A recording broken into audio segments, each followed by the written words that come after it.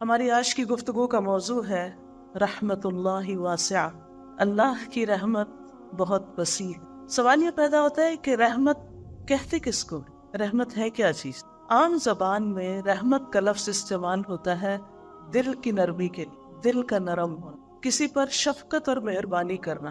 اللہ سبحانہ و تعالیٰ کی رحمت کی جب بات ہوتی ہے تو اس کا معنی ہوتا ہے کہ اللہ تعالیٰ کی ایسی صفت جو بندوں کو فائدے اور ان کی بھلائی کی چیزیں پہنچانے کا تقاضا کرتی ہے، خواہ بندے کا دل اس کو پسند نہ بھی کرے اور خواہ وہ فائدے اس کو فائدے نظر نہ بھی آئیں۔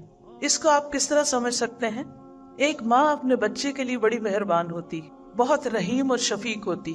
انسانی رشتوں میں سے سب سے زیادہ مہربانی کا، شفقت کا، محبت کا رشتہ ماں کا رشتہ ہوتا ہے، والدین کا رشتہ ہوتا ہے۔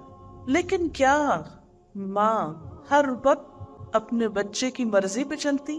نہیں، کبھی وہ بچے کے ساتھ پیار کرتی، کبھی وہ بچے کے ساتھ لاڈ کرتی ہے، لیکن کبھی بچے کے ساتھ سختی بھی کرتی، کبھی بچے کو اس کی پسند کی چیز دیتی ہے، کبھی بچے کو اس کی پسند کی چیز سے روک بھی دیتی۔ اور یہ روکنا جو ہے یہ بھی اس کی شفقت اور مہربانی ہی ہوتا ہے، کیونکہ بچہ تو ناسمجھ ہے، اس کو تو نہیں پتا کہ اس کے لیے کیا چیز اچھی اور کیا اچھی نہیں۔ وہ تو یہی چاہتا ہے اپنی ناسمجھی میں کہ جو چیز اس کو اچھی لگتی ہے بس اسے وہ مل جائے۔ ہمارا حال بھی کچھ ایسا ہی ہے۔ ہم جب کہتے ہیں یا اللہ تو ہم پہ رحمت فرما، مہربانی کر، تو اصل میں ہم کیا کہہ رہے ہوتے ہیں کہ اللہ جو ہمیں پسند ہے، جو چیز ہم چاہتے ہیں، جس چیز کو ہمارا دل چاہتا ہے بس وہ ہو جائے۔ اب ایسا تو نہیں ہو سکتا، اور رحمت اس کا نام بھی نہیں۔ ہو سکتا ہے کہ ہمارے لیے اس کی شفقت اور اس کی مہربانی ہمارے نفس کے خلاف جانے میں ہو، اس سے ہمارے اندر زیادہ میچورٹی آ سکتی، اس سے ہمارے اندر زیادہ خیر آ سکتی، وہ ہمارے لیے زیادہ اچھی ہو۔ کبھی کبھی کڑوی دوا جو ہے وہ میٹھی گولی سے، بلکہ میٹھی گولی سے ہے ہی اچھی، یعنی جو شفا آپ کو کڑوی دوا سے حاصل ہوتی ہے یا دوا کھا کے حاصل ہوتی ہے، وہ چاکلیٹ کھا کے تو حاصل نہیں ہوتی، بلکہ میٹھی چیزیں تو الٹا انسان کے لیے نقصان دہ ہی ہوتی۔ تو اگر انسان کی زندگی میں ہر وقت آسانیاں ہی ہو جائیں، ہر وقت سہولتیں ہی ہو جائیں، ہر وقت مرضی کے مطابق ہی ہر کام ہوتا جائے، تو یہ اس چیز سے انسان کا نفس بڑا موٹا ہو جاتا ہے، بعض اوقات اس کے اندر سرکشی آ جاتی، تکبر اور غرور آنے لگتا ہے، وہ اپنے آپ کو بڑی چیز سمجھنے لگتا ہے، وہ سمجھتا ہے کہ میں تو بہت اچھا ہوں، اسی لیے میرا سارا معاملہ بہت ہی اچھا ہے، میرے لیے ہر چیز بہت آسان ہے۔ تو اللہ سبحانہ وتعالیٰ جب اپنے بندوں پر رحمت فرماتا ہے تو اس کی رحمت کے مختلف طرح کے مظاہر ہوتے ہیں، اور ویسے بھی رحمت کی دو قسمیں، ایک عام قسم ہے اور ایک خاص قسم ہے۔ رحمت عام جو ہے اللہ تعالیٰ کی، وہ مسلم، کافر، نیک، گناہگار، انسان، حیوان، نباتات، سب کے لیے ہے۔ وہ خاص رحمت سب پر ہے، خواہ کوئی اس کا وفادار ہے یا نہیں ہے، وہ سب کے لیے مہربان ہے، وہ سب کو رزق دے رہا ہے، سب کو زندگی سے لطف اندوز ہونے کا موقع دے رہا ہے۔ اللہ سبحانہ وتعالیٰ کا ارشاد ہے رحمتی وسعت کل شیء، میری رحمت ہر چیز کو گھیرے ہوئے ہے۔ سورۃ غافر آیت 7 میں آتا ہے وسعت کل شیء رحمتا، تو نے اپنی رحمت اور علم سے ہر چیز کا احاطہ کر رکھا ہے، یعنی تیری رحمت ہر چیز کو گھیرے ہوئے ہے۔ دوسری قسم جو رحمت خاص ہے، وہ اللہ سبحانہ وتعالیٰ کی رحمت اس کی خاص بندوں جیسے انبیاء، رسل، اولیاء اور مومن بندوں کے ساتھ ہے، اور یہ خاص رحمت ہے۔ قرآن مجید سورۃ الاحزاب میں آتا ہے وَكَانَ بِالْمُؤْمِنِينَ رَحِيمًا، اور اللہ مومنوں پر بڑا مہربان ہے، بہت مہربان ہے، یعنی ایمان والوں پر وہ ہمیشہ ہی بڑا مہربان ہے۔ ایک اور جگہ پر آتا ہے سورۃ التوبہ میں اِنَّهُ بِهِمْ رَءُوفٌ رَحِيمٌ، کیونکہ اللہ مسلمانوں پر بڑا مہربان اور رحم کرنے والا ہے۔ لیکن آپ نے دیکھا ہوگا کہ انبیاء اور اولیاء اور مومنوں پر ہمیشہ اچھے حالات تو نہیں ہوتے، وہ تکلیفوں سے بھی گزرتے ہیں، ناپسندیدہ حالات سے بھی گزرتے ہیں، لیکن وہ آزمائشیں بھی ان پر ایک طرح سے اللہ کی رحمت ہی ہوتی ہے، کیونکہ ان کے ذریعے وہ ان کا حوصلہ بھی بلند کرتا ہے اور ان کے درجات بھی بلند کرتا ہے۔ بہت سی چیزیں انسان کو جو آسانی سے مل جاتی ہیں ان کی وہ قدر نہیں ہوتی، لیکن جس چیز کو انسان مشقت کے بعد حاصل کرتا ہے پھر اس کی قدر بھی اور طرح کی ہوتی ہے۔ بہرحال یہ یاد رہے کہ اللہ سبحانہ وتعالیٰ کی رحمت ہر چیز کو گھیرے ہوئے ہے، وَرَحْمَتِي وَسِعَتْ كُلَّ شَيْءٍ۔ اسی طرح حاملین عرش فرشتے جو ہیں، جو عرش اٹھائے ہوئے ہیں، وہ اللہ سبحانہ وتعالیٰ کی رحمت کے بارے میں کہتے ہیں الذین یحملون العرش ومن حولہ یسبحون بحمد ربہم ویؤمنون بہ ویستغفرون للذین آمنوا ربنا وسعت کل شیء رحمتا وعلما فاغفر للذین تابوا واتبعوا سبیلک وقہم عذاب الجحیم۔ جو فرشتے عرش اٹھائے ہوئے ہیں اور جو اس کے ارد گرد ہے، یعنی کچھ تو عرش اٹھائے ہوئے ہیں اور کچھ عرش کے گرد گھیرا ڈالے ہوئے ہیں، وہ سب اپنے پروردگار کی حمد کے ساتھ اس کی تسبیح کرتے ہیں اور اس پر ایمان رکھتے ہیں، اور ایمان والوں کے لیے استغفار کرتے ہیں، بخشش کی دعائیں مانگتے ہیں۔ کیا کہتے ہیں؟ اے ہمارے رب، تو نے اپنی رحمت اور علم سے ہر چیز کا احاطہ کر رکھا ہے، لہٰذا جن لوگوں نے توبہ کی ہے اور تیری راہ کی پیروی کی ہے انہیں تو بخش دے اور دوزخ کے عذاب سے بچا لے۔ تو اس سے یہ پتہ چلتا ہے کہ فرشتے اللہ کی رحمت کا وسیلہ بنا کر ایمان والوں کے لیے استغفار کی اور رحمت کی دعائیں کرتے ہیں۔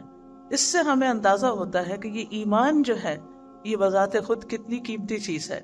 اللہ سبحانہ وتعالیٰ کی رحمت کے سلسلے میں ایک اور بات یاد رہے کہ اللہ سبحانہ وتعالیٰ نے رحمت کو اپنے لیے لازم کر رکھا ہے۔ سورۃ الانعام میں آتا ہے کتب ربکم علی نفسہ الرحمہ، تمہارے رب نے رحم کرنا اپنے اوپر لازم کر لیا۔ اس لیے ہمارے دل میں کبھی یہ خیال نہیں جانا چاہیے کہ میرے ساتھ بڑا ظلم ہوا ہے، یا اللہ سبحانہ وتعالیٰ مجھ پر رحم نہیں کر رہا، یا میرے ساتھ زیادتی ہو گئی ہے، یعنی کسی بھی تکلیف، دکھ یا مصیبت کے وقت۔ نہیں، اللہ اپنے بندوں پر نہایت مہربان ہے۔ حدیث مبارکہ میں آتا ہے رسول اللہ صلی اللہ علیہ وسلم نے فرمایا جب اللہ تعالیٰ مخلوق کو پیدا کر چکا تو اپنی کتاب یعنی لوح محفوظ میں جو اس کے پاس عرش پر موجود ہے اس نے لکھا کہ میری رحمت میرے غضب پر غالب ہے۔ یعنی جہاں اللہ تعالیٰ مہربان ہے وہاں اللہ تعالیٰ غضبناک بھی ہوتے ہیں، غلط کام کرنے والوں سے ناراض بھی ہوتے ہیں، لیکن اس کی رحمت اس کے غضب پر بھاری ہے، اس کی رحمت اس کے غضب سے زیادہ ہے۔ ایک اور حدیث سے ہمیں پتہ چلتا ہے کہ اللہ کی رحمتیں 100 ہیں، یعنی اللہ کی رحمت 100 درجوں میں ہے۔ ان میں سے ایک جنات، انسانوں، چوپایوں، کیڑوں مکوڑوں کے لیے نازل کی ہے اس نے، جس کی وجہ سے وہ ایک دوسرے پر شفقت اور مہربانی کرتے ہیں، رحم کرتے ہیں۔ اسی وجہ سے وحشی جانور اپنے بچے پہ شفقت کرتا ہے، یعنی مثال کے طور پر شیر جو دوسرے جانوروں کا شکار کرتا ہے لیکن اپنے بچے کو نہیں کھاتا، تو یہ بھی اللہ تعالیٰ کی ڈالی ہوئی اس رحمت کا نتیجہ ہے۔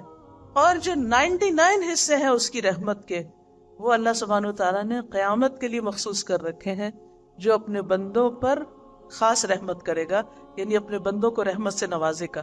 دنیا میں بھی انسان کو اس رحمت کی ضرورت ہے، لیکن حقیقت یہ ہے کہ قیامت کے دن ہم سب کو اس کی بہت زیادہ ضرورت ہے۔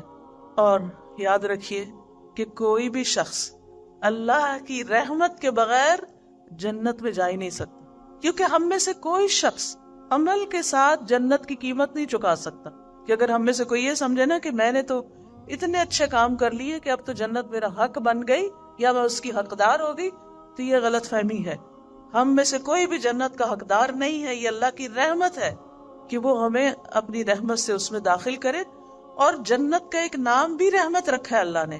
اللہ تعالیٰ فرماتے انتی رحمتی، تو میری رحمت ہے، ارحم بکی من اشاء، تیرے ذریعے میں رحمت کروں گا جس پر میں چاہوں گا۔ تو اللہ تعالیٰ جس پر چاہتا ہے رحمت فرماتا ہے، لیکن یہ ہمیشہ یاد رہے کہ اللہ کی رحمت بہت وسیع ہے۔ رسول اللہ صلی اللہ علیہ وسلم نے فرمایا، اور یہ صحیح مسلم کی روایت ہے، اللہ نے آسمان اور زمین کی پیدائش کے دن، یعنی جس دن آسمان اور زمین بنے تھے، اس دن 100 رحمتوں کو پیدا کیا تھا۔ ہر رحمت آسمان اور زمین کے درمیانی خلا کے برابر ہے، اتنی زیادہ ہے۔ یعنی زمین سے لے کر آسمان تک یہ جو خالی جگہ آپ کو نظر آتی ہے، اس میں سے ہر رحمت، یعنی 100 جو رحمتیں ہیں ان میں سے ہر رحمت اتنی زیادہ ہے جس سے زمین سے آسمان تک کی ساری خلا بھر جائے۔ اس سے آپ اس کی رحمت کی وسعت کا اندازہ لگا سکتے ہیں۔ جب ہم کہتے ہیں نا رحمت اللہ واسعہ، جب آپ نے اس لیکچر کا ٹائٹل سنا ہوگا یا پڑھا ہوگا، تو آپ سوچ رہے ہوگی کہ اچھا اللہ کی رحمت وسیع ہے، کتنی وسیع، تو اس کا ہم اندازہ نہیں کر سکتے، لیکن اس کی وسعت کا اندازہ نہیں. ہماری عقل جو ہے وہ مادی چیزوں کو دیکھ کے بات زیادہ سمجھتی ہے، تو ہمیں سمجھانے کے لیے بتائے گے کہ اتنی زیادہ ہے جیسے زمین اور آسمان کے درمیان کی خلا کی جگہ ہے. اور اس میں سے ایک رحمت جو ہے 99 میں سے، جن میں سے ہر ایک اتنی دفعہ، یعنی اس کو 99 سے ملٹیپلائی مزید کر لیں، ان میں سے بس صرف ایک حصہ زمین پر اتارا گیا ہے، جس کی وجہ سے جانور، پرندے، چرندے، انسان، حیوان، یہ سارے آپس میں ایک دوسرے سے محبت کرتے ہیں. یہ جو ہمارے دلوں میں انسانوں کے ساتھ شفقت، محبت اور رحمت کے جذبات ہیں، یہ بھی دراصل ہمارے ذاتی نہیں ہے، یہ بھی اللہ کی دین ہے. اللہ دلوں میں ڈالتا ہے تو ہم دوسروں کے ساتھ شفقت کا معاملہ کرتے ہیں. ورنہ آپ دیکھیں کہ ہمارے اندر ہمارے نفس کا شر بھی ہے، شیطان کے وسوسے بھی ہیں، اور انسان چھوٹی چھوٹی باتوں پر جلد غضبناک بھی ہو جاتا ہے، ناراض بھی ہو جاتا ہے. ان وسوسوں کی وجہ سے بدگمان بھی بہت جلدی ہوتا ہے. لیکن اللہ سبحانہ وتعالیٰ کی جو رحمت ہے، جس بندے پر ہو جائے پھر اس کے اندر نرمی بھی آ جاتی، اس کے اندر برداشت آ جاتی، اس کے اندر حسن ظن آ جاتا ہے، وہ دوسروں کا خیر خواہ ہو جاتا ہے، وہ دوسروں کے ساتھ شفقت اور محبت کا سلوک کرتا ہے. اور یہ سارا دراصل اس پر اللہ کا انعام ہوتا ہے کہ جس کی بنا پر وہ دوسروں میں یہ نرمی بانٹ رہا ہوتا ہے. یہ اللہ کی دین ہوتی ہے، یعنی اللہ کی رحمت ہوتی ہے اس پر. اور جن کے ساتھ وہ کر رہا ہوتا ہے ان پر بھی اصل میں اللہ کی رحمت ہوتی ہے کہ ان کو اس رحمت میں سے ایک حصہ ملتا ہے، اس محبت میں سے ایک حصہ ملتا ہے. ورنہ کس کی مجال اور کس کی توفیق کہ کوئی کسی کے ساتھ رحمت اور مہربانی کا سلوک کرے اور یہ رحمتیں اور محبتیں بانٹتا پھرے. یہ انسانوں کے بس کی بات نہیں، یہ بھی سراسر اس کی محبت ہی کی وجہ سے ہے، اس کی رحمت کی وجہ سے ہے. لیکن یہ صرف کیا ہے؟ 1%، ایک حصہ. فیصد کا مطلب ہوتا ہے 1%، یعنی 100 رحمتوں میں سے 1%، جس کی وجہ سے یہ ہم سب ایک دوسرے کے ساتھ شفقت اور مہربانی کا سلوک کرتے ہیں. اور جسے ایک اور حدیث میں آتا ہے کہ اسی سبب سے جانور اپنا کھر اپنے بچے سے اٹھا لیتا ہے، اس پر رحمت کرتے ہوئے اور اس بات سے ڈرتے ہوئے کہ اس کو کہیں کوئی نقصان نہ پہنچ جائے. تو وہ بھی دراصل اللہ سبحانہ وتعالیٰ کی ڈالی ہوئی رحمت ہوتی ہے اس جانور کے دل کے اندر، جس کی وجہ سے وہ اپنے بچے کے ساتھ نرمی کا سلوک کر رہا ہوتا ہے. پھر اسی طرح ایک اور حدیث کے الفاظ میں آتا ہے، یہاں تک کہ گھوڑا اپنے بچے پر پاؤں نہیں مارتا. ویسے تو کوئی اس کے قریب جائے نا تو گدھا یا گھوڑا یا دلتی مارتا ہے تو اس کے قریب نہیں آتا، لیکن وہ اپنے بچے کو نہیں مارتا. کیوں نہیں مارتا؟ کیونکہ اللہ نے اس کے بچے کے لیے اس کے اندر ایک شفقت اور رحمت رکھی ہے. یاد رکھیے کہ جو شخص اللہ کی رحمت کو جان لے اور اس کو پہچان لے، وہ کبھی بھی اللہ کی رحمت سے مایوس نہیں ہوتا، اس کے اندر پھر مایوسی نہیں آتی. ابو ہریرہ کہتے ہیں کہ رسول اللہ صلی اللہ علیہ وسلم نے فرمایا، اگر مومن کو یہ علم ہو جائے کہ اللہ کے پاس سزا کیا ہے تو کوئی شخص اس کی جنت کی امید نہ رکھے، اور اگر کافر کو یہ معلوم ہو جائے کہ اللہ کے پاس رحمت کس قدر ہے تو کوئی بھی اس کی جنت سے مایوس نہ ہو. اس سے بھی اندازہ لگایا جا سکتا ہے کہ اللہ کی رحمت اگر اس کو انسان پہچان لے تو انسان کے اندر کتنی خوشی بھر جائے. پھر اسی طرح یہ ہے کہ اللہ سبحانہ وتعالیٰ کی رحمت جو ہے وہ قیامت کے دن جو ہوگی وہ اللہ کے نافرمانوں پر بھی ہوگی. اسی وجہ سے ان کی بخشش ہوگی. رحمت نہ ہو تو بخشش ہی نہیں ہو سکتی. جب ہم کہتے ہیں یا اللہ تو رحم کر دینا، اس کا مطلب ہے کہ ہم قابل تو نہیں بخشش کے یا جنت کے، لیکن تو ہم پر رحم فرما دینا. اسی لیے جو شخص لا الہ الا اللہ کہہ دیتا ہے اور اللہ کو مان لیتا ہے، اگر اس کی ساری زندگی گناہوں میں گزرتی اور توبہ کیے بغیر مر جاتا ہے اور قیامت کے دن وہ جہنم میں چلا جاتا ہے، تو بھی جب اللہ تعالیٰ ان پر اپنی رحمت کا ارادہ کرے گا تو ان کو جہنم سے نکال لے گا اور انہیں جہنم میں بھی موت دے دے گا. پھر سفارش کرنے والے ان کی سفارش کریں گے اور وہ ہر آدمی اپنے دوستوں کو نکال کے لے جائے گا. یعنی جو نیک دوست جنت میں پہنچے ہوں گے وہ جہنم میں جانے والے اپنے دوستوں کو نکال لیں گے کہ جو جہنم کی تکلیف سے ایک طرح سے مر چکے ہوں گے. پھر اللہ سبحانہ تعالیٰ ان لوگوں کو ایک خصوصی نہر میں، جس کا نام نہر حیات یا حیوان یا حیات یا نہر جنت ہوگا، یہ مختلف نام آتے ہیں اس نہر کے مختلف جگہوں پر، تو اس نہر میں وہ غسل کریں گے، اللہ ان کو اس میں ڈالے گا اور ایسے اگ آئیں گے جیسے سیلاب کے بہاؤ میں دانا اگاتا ہے، یعنی دوبارہ سے ان کے جسم ایک طرح سے پیدا ہوں گے. ایک اور حدیث سے پتہ چلتا ہے کہ ان کے جسموں پر جلنے کے نشان پھر بھی ہوں گے. جو جنت میں جائیں گے تو لوگ پہچان جائیں گے اور ان کو جہنمیون کے نام سے پہچانے گے کہ یہ وہ لوگ ہیں جو جہنم میں جانے کے بعد جنت میں پہنچے، لیکن اتنے گناہ کر کے سزا بھگت کے پھر بھی جو جنت میں جائیں گے تو اللہ کی رحمت سے ہی جائیں گے، ورنہ اگر اللہ تعالیٰ رحمت نہ کرے تو وہیں پر ہی پڑے رہیں. تو ہم سب کو یہ بات یاد رکھنی چاہیے کہ اللہ سبحانہ تعالیٰ کی رحمت تو بہت وسیع ہے، لیکن ہم اس کے لیے کیا کر رہے ہیں، ہم اس کی رحمت کو کتنا پکارتے ہیں. پھر اسی طرح آپ دیکھیں ایک حدیث میں آتا ہے کہ اللہ سبحانہ تعالیٰ جب یعنی جنت والوں کو جنت میں بھیج دیں گے، جہنم والے جہنم میں چلے جائیں گے. پھر اسی طرح انبیاء علیہ السلام شفاعت کریں گے، محمد صلی اللہ علیہ وسلم شفاعت کریں گے اور کچھ لوگوں کو جہنم سے نکال لیا جائے گا. پھر مومنوں کی شفاعت ہوگی. جب سارے شفاعت کر چکیں گے تو اس کے بعد ارحم الراحمین کے علاوہ کوئی اور نہ بچے گا. فرشتے بھی شفاعت کر گئے، انبیاء نے بھی کر دی اور مومنوں نے بھی کر دی، سب نے اپنے اپنی شفاعت کے ذریعے لوگوں کو جہنم سے نکلوا لیا. اب صرف ارحم الراحمین باقی رہے. اب دیکھیں اللہ سبحانہ تعالیٰ کے ساتھ رحیم، رحمان اور پھر ارحم الراحمین، یعنی سب رحم کرنے والوں میں سے بڑھ کے رحم کرنے والا. اب کیا ہوگا؟ اللہ سبحانہ تعالیٰ ایک مٹھی بھر آدمیوں کو جہنم سے نکالیں گے. یہ وہ آدمی ہوں گے جنہوں نے کبھی کوئی بھلائی نہ کی ہوگی، جن کے اندر کوئی خیر نہیں ہوگی. یہ لوگ جل کے کوئلہ ہو چکے ہوں گے. اللہ تعالیٰ ان کو ایک نہر میں ڈالیں گے جو جنت کے دروازوں پر ہوگی، جس کو نہر الحیا کہا گیا، اور اس میں اتنی جلدی تر و تازہ ہوں گے جس طرح دانا پانی کے بہاؤ میں کوڑے کچرے کی جگہ پر اگ آتا ہے. یعنی وہ بظاہر دیکھنے میں وہ گندی سی چیز نظر آتی ہے، لیکن ایک دم اس میں سے گرین پودا نکل آتا ہے. تو ایسے ہی یہ بھی نکل آئیں گے موتیوں کی طرح چمکتے ہوئے. ان کی گردنوں میں سونے کے پٹے پڑے ہوئے ہوں گے، جن کی وجہ سے پھر ان کو جنت والے پہچان لیں گے اور ان کے بارے میں کہیں گے کہ یہ اتقاء اللہ ہیں، یہ اللہ کے آزاد کردہ بندے ہیں جنہیں اللہ نے صرف اپنی رحمت کی بنا پہ بغیر کسی عمل کے جنت میں داخل کیا، بغیر کسی عمل کے وہ جنت میں داخل ہوں گے. لیکن سوال یہ پیدا ہوتا ہے کہ وہ کون خوش نصیب ہوں گے کہ جو اس مٹھی کے اندر آ جائیں گے اور وہ پھر آزاد ہو جائیں گے جہنم سے. اس سے آپ اندازہ لگائیں کہ اللہ سبحانہ تعالیٰ ہمیں دنیا میں اپنی رحمت کی طرف دعوت دیتا ہے، جنت کی طرف بلاتا ہے. واللہ یدعو الی دار السلام، دار السلام کی دعوت دیتا ہے اللہ کہ سلامتی کے گھر کی طرف آ جاؤ.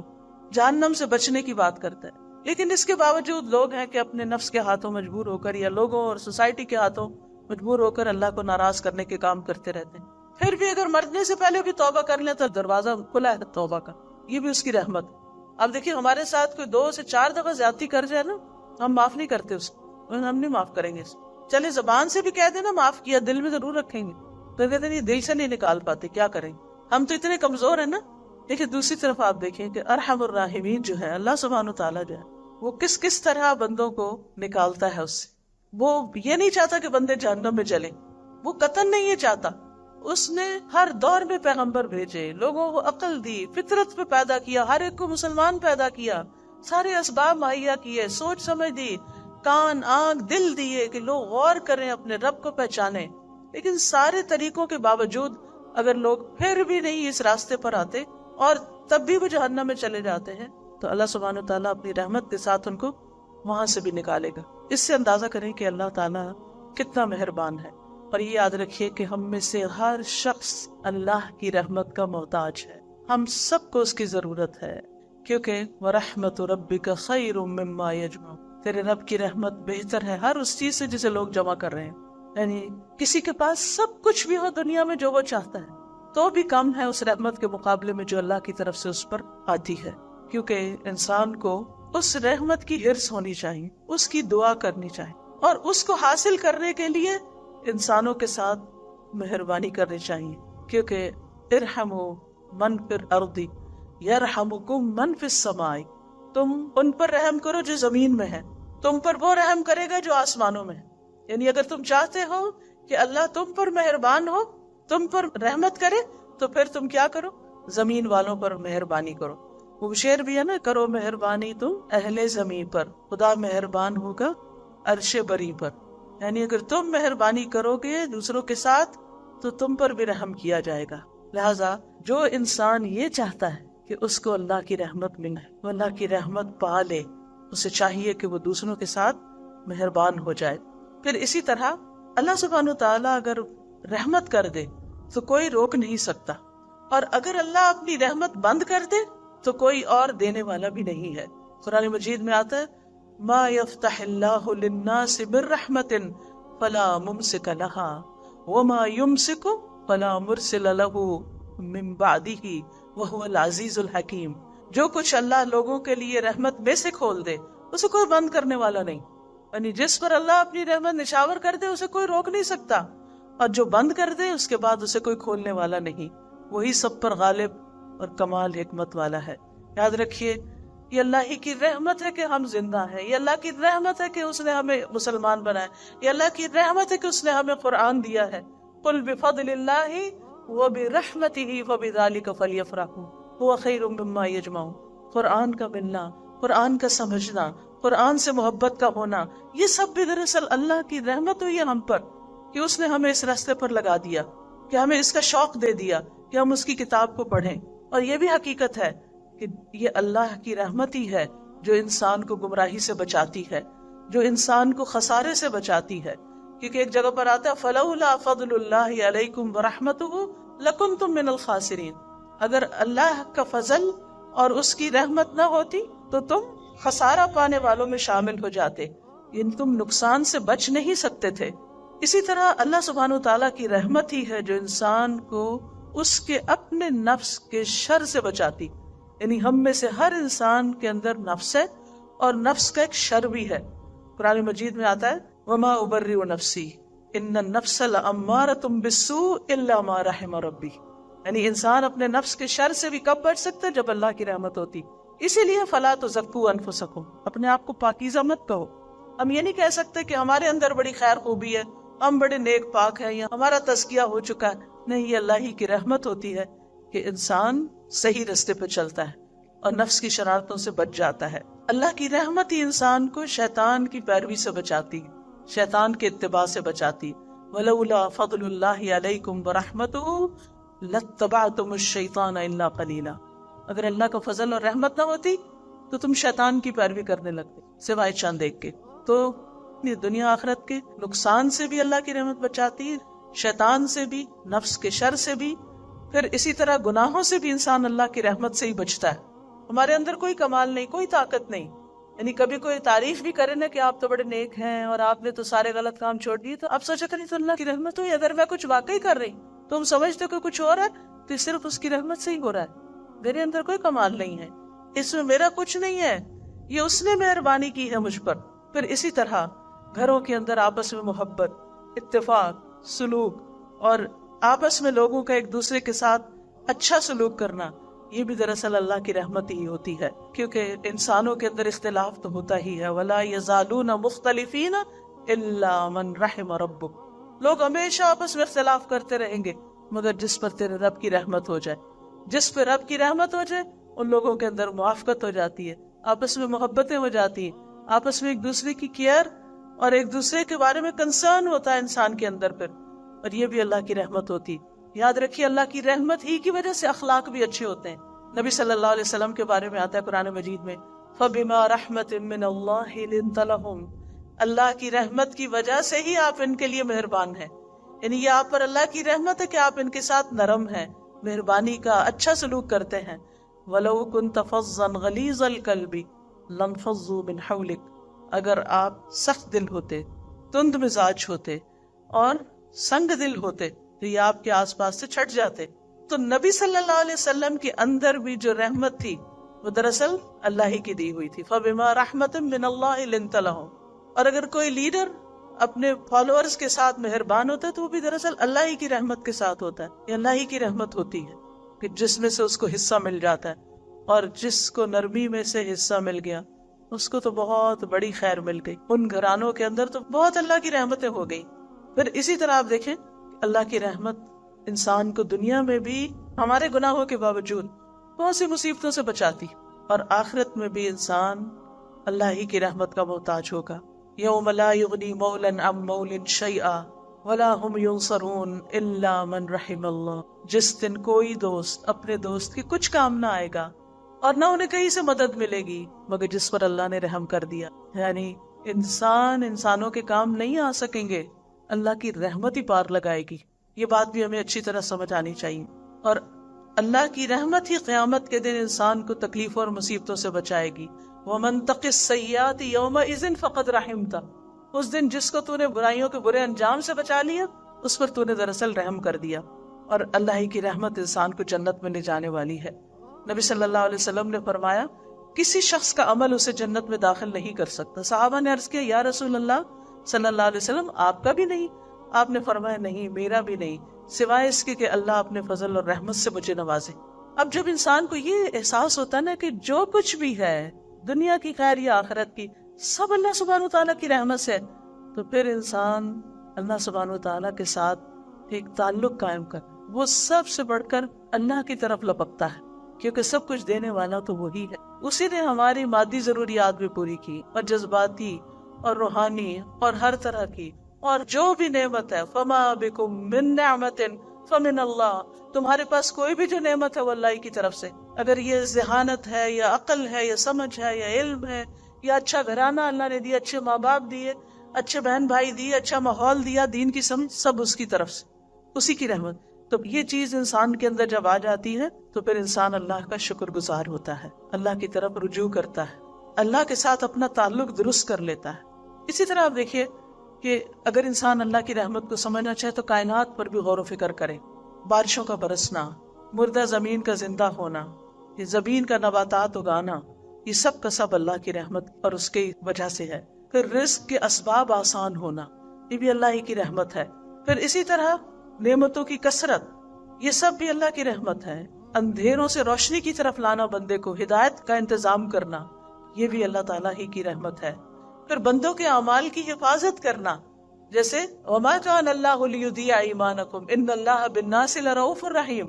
مسلمان جو قبلے کی تحویل سے پہلے فوت ہو گئے تو ان کو فکر ہوا کہ کہیں ان کی نمازیں نہ ضائع ہو جائیں، کیونکہ انہوں نے وہ قبلے کی طرف نہیں پڑھی تھی. کیونکہ قبلہ رخ ہونا یہ نماز کی فرائض میں سے ہے، یہ لازم ہے، اس کے بغیر نماز نہیں ہوتی. تو اب ان کو سب سے پہلے فکر یہ ہوئی کہ جو لوگ اس سے پہلے ہی فوت ہو گئے تھے، کعبہ کی طرف منہ کیے بغیر ہی جو دوسری طرف منہ کر کے نماز پڑھتے رہے، ان کا کیا ہوگا.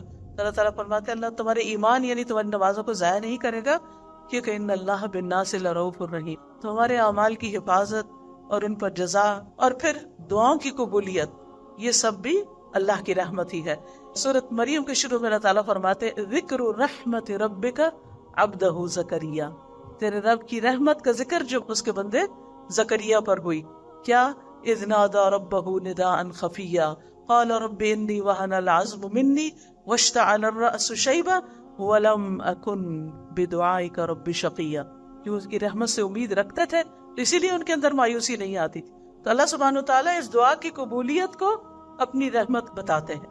پھر اسی طرح یہ اللہ کی رحمت ہوتی ہے کہ اللہ تعالیٰ ایمان والوں کی حفاظت کرتے ہیں اور ایمان والوں کی اولاد کی بھی حفاظت کرتا ہے. سورۃ کہف میں جو ایک نیک والدین جو فوت ہو چکے تھے اور ان کے بچے یتیم تھے، ان کے مال کی حفاظت اللہ نے کس طرح کی.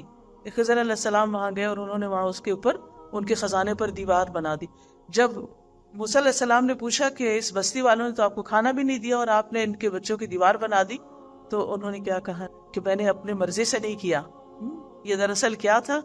یہ اللہ کی رحمت تھی، رحمت من ربک. تو بات یہ ہے کہ اللہ سبحانہ وتعالیٰ کی یہ خاص رحمت ہوتی ہے کہ جس کی وجہ سے وہ غیر محسوس طریقے سے بندوں کی مدد کرتا ہے اور ان کو بخش دیتا ہے، ان کی غلطیوں سے درگزر کرتا ہے. لیکن اب سوال یہ پیدا ہوتا ہے کہ ہم اللہ کی رحمت کو کیسے حاصل کریں، اپنی طرف کیسے متوجہ کریں، ہم کیا کام کریں کہ جس سے اللہ کی رحمت آئے ہم پر. اس میں سب سے پہلی چیز ایمان ہے. ایمان لانا اور ایمان کو درست رکھنا اور ایمان پر جم کے رہنا، ایمان کی مضبوطی، یہ انسان کو اللہ کی رحمت کا مستحق بناتا ہے.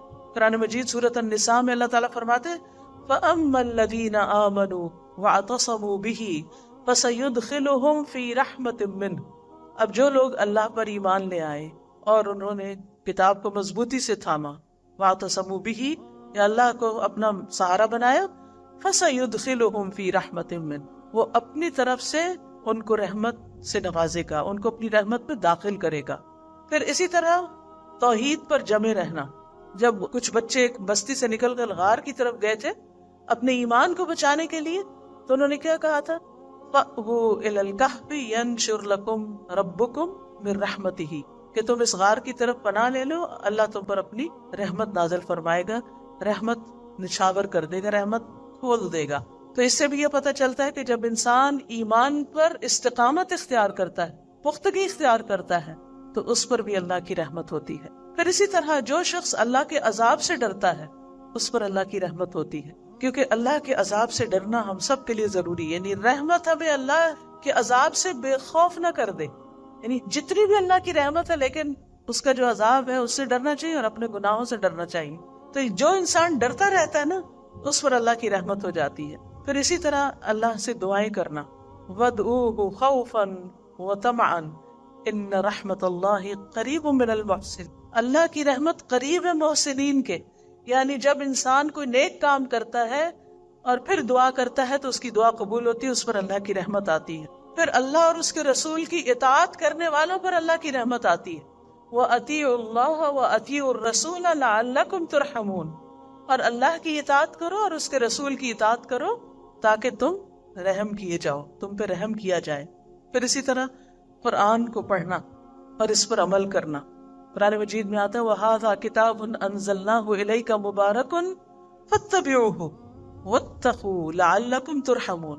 پھر قرآن کو غور سے سننا، یعنی مبارک کتاب کی پیروی کرنا، اللہ سے ڈرنا رحمت لاتا ہے۔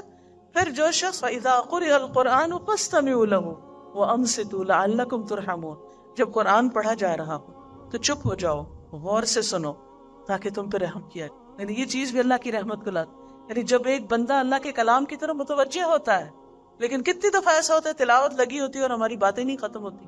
پھر اسی طرح یہ ہے کہ اپنے فرائض ادا کرنا، فرائض کی ادائیگی رحمت کا سبب بنتی ہے۔ نیک عمل، فَأَمَّا الَّذِينَ آمَنُوا وَعَمِلُوا الصَّالِحَاتِ فَيُدْخِلُهُمْ رَبُّهُمْ فِي رَحْمَتِهِ ذَلِكَ هُوَ الْفَوْزُ الْمُبِينُ۔ رہے وہ لوگ جو ایمان لائے اور انہوں نے نیک عمل کیے، اللہ انہیں اپنی رحمت میں داخل کرے گا، یہی کھلی کامیابی ہے۔ تو نیک اعمال جو ہے وہ اللہ کی رحمت کا ذریعہ بنتے ہیں، اور نیک اعمال میں سب سے پہلے نماز آتی ہے۔ حدیث میں آتا ہے کہ جب تم میں سے کوئی شخص نماز کے لیے کھڑا ہوتا ہے تو اللہ کی رحمت اس کی طرف متوجہ ہو جاتی ہے۔ سبحان اللہ، یعنی نماز سب سے بہترین ذریعہ ہے اللہ کی رحمت کو اپنی طرف متوجہ کرنے کا۔ اسی وجہ سے ہم دیکھتے ہیں کہ نبی صلی اللہ علیہ وسلم جب ان پر کوئی تکلیف آتی تو وہ کیا کرتے تھے، کوئی پریشانی آتی تھی تو کیا کرتے تھے، فوراً نماز کی طرف دوڑتے تھے، فزع الی الصلاۃ، تاکہ اللہ کی رحمت کو متوجہ کر سکے۔ پھر اسی طرح نوافل پڑھنا، خصوصاً عصر سے پہلے کی 4 رکعتیں، ان کے بارے میں حدیث میں آتا ہے رحم اللہ امرأ صلی قبل العصر 4، اللہ اس شخص پر رحمت فرمائے جو عصر سے پہلے 4 رکعتیں پڑھے۔ اب یہ نہ تو فرض ہے نہ ہی سنت مؤکدہ ہے، لیکن اگر کوئی شخص پڑھتا ہے تو اللہ کی رحمت کو اپنی طرف متوجہ کرتا ہے۔ اسی طرح رات کا قیام اور گھر والوں کو نماز کے لیے جگانا، تو جگانے والا شوہر ہو یا بیوی ہو، اس کے بارے میں حدیث میں آتا ہے اللہ اس شخص پہ رحم کرے جو رات کو اٹھے اور نماز پڑھے اور اپنی بیوی کو جگائے، اور اللہ اس عورت پر رحم کرے جو اٹھے اور نماز پڑھے اور پھر شوہر کو بھی جگائے۔ اس سے یہ پتہ چلتا ہے کہ اپنے گھر والوں کو نیکی کا حکم دینا، ان کو نیکی میں تعاون دینا اور ان کو نیکی کے راستے پر لگانا، یہ بھی رحمتیں لاتا ہے۔ پھر نماز کے بعد مصلی پہ بیٹھے رہنا، ذکر اذکار کرنا، دعا کرنا، یہ بھی اللہ کی رحمت کا سبب بنتا ہے۔ اور ایسے شخص کے لیے جب تک اس کا وضو نہ ٹوٹے اور وہ ذکر کرتا رہے، فرشتے دعا کرتے ہیں، کہتے ہیں اللہم اغفر لہ ورحمہ، اللہ اس کی بخشش فرما، اللہم ارحمہ، اللہ اس پہ رحم فرما، یعنی فرشتے اس کے لیے رحمت کی دعائیں کرتے ہیں۔ پھر اسی طرح اللہ کے راستے میں نکلنا، اللہ کے راستے میں ہجرت کرنا، دین کے کام کے لیے نکلنا، وہ لوگ بھی اللہ کی رحمت کے امیدوار ہیں۔ پھر اسی طرح جان و مال سے اللہ کے راستے میں جہاد کرنا، اللہ کا قرب پانے کے لیے صدقہ کرنا، یہ جو صدقہ ہے یہ بھی اللہ کی رحمت کو متوجہ کرتا ہے، قرب الہی کا ذریعہ ہوتا ہے۔ پھر اسی طرح اللہ کا ذکر، کیونکہ نبی صلی اللہ علیہ وسلم نے مسلمان خواتین کو اپنے دور کی فرمایا اپنے اوپر لا الہ الا اللہ تسبیح اور تقدیس لازم کر لو، غافل نہ رہا کرو کہ رحمت الہی کو فراموش کر دو، یعنی تمہارا ذکر کرنا ایک طرح سے رحمت لاتا ہے، تو اگر تم نے اس کو چھوڑ دیا تو رحمت کو بھول جاؤ گی۔ اکٹھے ہو کر، مل بیٹھ کر قرآن کا پڑھنا پڑھانا، ذکر کا کرنا، یہ بھی اللہ کی رحمت لاتا ہے۔ لا يقعد قوم يذكرون الله عز وجل الا حفتهم الملائکہ وغشیتهم الرحمہ. جو لوگ اللہ کے ذکر کے لیے بیٹھے ہوتے ہیں فرشتے انہیں گھیر لیتے ہیں، رحمت انہیں ڈھانپ لیتی ہے. پھر اسی طرح استغفار کرنا، لولا تستغفرون اللہ لعلکم ترحمون. پھر توبہ اور اصلاح کرنا، مصیبتوں پر صبر کرنا، انا للہ و انا الیہ راجعون پڑھنا. اولئک علیہم صلوات من ربہم ورحمہ. جو انا للہ پڑھتا ہے اور تکلیف کے وقت صبر کرتا ہے اس پر رب کی نوازشیں ہوتی ہیں، رب کی رحمت آتی ہے اور رب اس کو تھام لیتا ہے. اس لیے کسی کی بھی قریبی عزیز پیارے کی وفات پر صبر جو ہے یہ اللہ کی رحمت کا سبب بنتا ہے، خصوصاً بچے کی وفات پر. کیونکہ ماں کا دل ہوتا ہے نا اس بچے کے اندر. جب بچہ فوت ہوتا ہے اور ماں صبر کرتی ہے اور الحمدللہ کہتی ہے تو اللہ تعالیٰ فرشتوں کو حکم دیتا ہے کہ اس کے لیے ایک گھر بناؤ جس کا نام کیا رکھو؟ بیت الحمد. اسی طرح دوسروں کو معاف کرنا، دوسروں کو معاف کرنے والوں پر بھی اللہ کی رحمت آتی. پھر اسی طرح دوسروں پر رحم کرنا. حدیث میں آتا ہے انما یرحم اللہ من عبادہ الرحماء. اللہ تعالیٰ اپنے بندوں میں سے ان بندوں پہ رحم کرتے ہیں جو دوسرے بندوں کے ساتھ رحم کرتے. یعنی اگر ہم بندوں کے ساتھ مہربانی کریں گے اللہ تعالیٰ ہم پر مہربانی کرے گا. اسی طرح ایک حدیث میں آتا ہے رسول اللہ صلی اللہ علیہ وسلم نے فرمایا اس ذات کی قسم جس کے ہاتھ میں میری جان ہے، اللہ اپنی رحمت کا مستحق رحم دل بندے کو ہی بناتا ہے. تو صحابہ نے کہا ہم میں سے ہر کوئی رحم کرتا ہے. آپ نے فرمایا نہیں، یہ نہیں کہ اپنے دوست کے حق میں رحم دل بن جاؤ بلکہ تمام لوگوں پہ رحم کرنا ہوگا. یہ بڑا اہم قاعدہ ہے کیونکہ عموماً کیا ہوتا ہے کہ ہم اپنے رشتہ داروں، اپنے پیاروں، اپنے دوستوں کے لیے تو بڑے مہربان ہوتے ہیں، لیکن جس سے ہمارا کوئی تعلق واسطہ نہیں اس کے ساتھ ہم بعض اوقات بد اخلاقی بھی برت جاتے ہیں. ہم سوچتے ہیں یہ کون سا ہمیں کچھ جانتا ہے، اس کے ساتھ جو چاہیں ہم کریں. نہیں، جس کو جانتے ہیں اس کے ساتھ بھی اور جس کو نہیں جانتے اس کے ساتھ بھی. پھر پرندوں اور جانوروں پہ رحم کرنا. آپ کو معلوم ہوگا کہ ایک عورت نے ایک بلی کو باندھ کے مار دیا تھا اور کھانا بھی نہیں دیا. تو کیا ہوا اس کے ساتھ؟